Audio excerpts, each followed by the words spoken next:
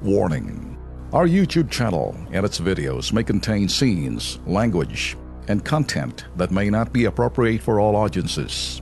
These videos include surveillance footage, undercover pursuit of suspects, actual police and rescue operations, and fearless confrontations. If you do not approve of the content, please do not watch our videos. If you wish to continue, we strongly advise that you proceed with caution. Viewers' discretion is advised. Kahapon, pinalabas na ho natin yung unang part ng Bitag series. In-expose ng Bitag ang Rentangay. Ngayong gabi ang buong storya ng isa sa mga nabiktima ng modus. Panoorin ang part 2. Doon yung worry tsaka na hindi ko alam kung hanggang kailan kami magpa-follow up dito at kung tatagal pa to. Pag-alala at abala, ito na marahil ang dulot ng car investment scam na kinasasangkutan ni alias Jenny. Hanggang ngayon, hindi niya pa rin lubos maisip na ang magandang pakipag-usap na mga nasa likod ng modus nito mauwi sa isang tila masamang panaginip. Noong nakaraang taon, 2016, nilabas po yan sa Toyota po itong sasakyan namin bagong-bago po. Balak po nung mister ko, magkaroon nga po kami ng pagkakakitaan. Ang balak po talaga ng mister ko, ipasok po yan sa Grab or Uber. Kaya lang po, nung panahong pong yun, namumblema po kami sa mapagkakatiwalaang driver.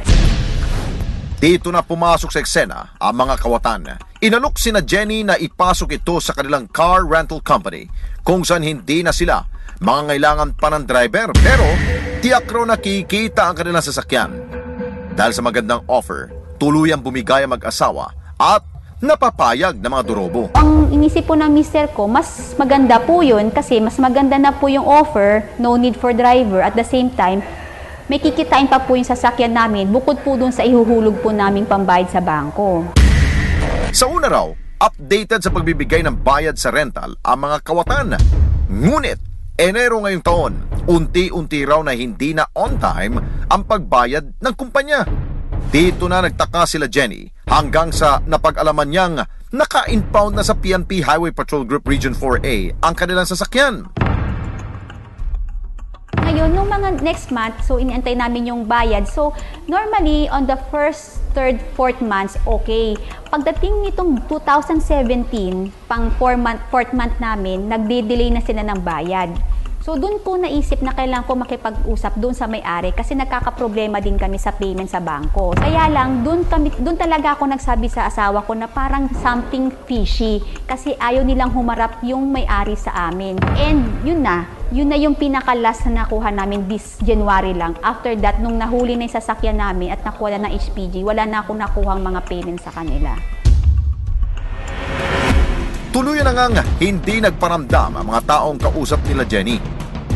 Kaya naman, hindi nila mawari kung papaano muling mababawi ang kanilang sasakyan at naluging pera.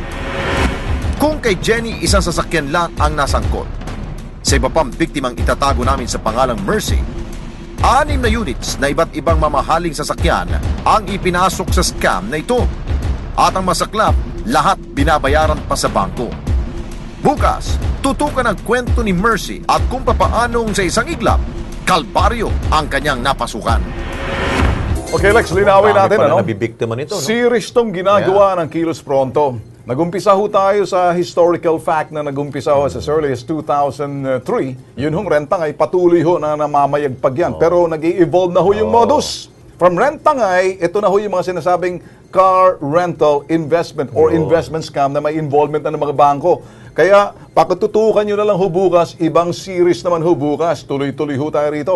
Dahil iba-iba itong mga storya ng mga nabibiktima. Yung inyo napapakinggan, napapanood sa mga balita, balita ho yun. Balita dito lang yun. Kinakalkal natin next. Unti-unti po nalalaman ho ninyo ang mga proseso ng mga durobo ho. At kayo, para hindi ho kayo mabiktima, alamin nyo dito sa Kilos Pronto.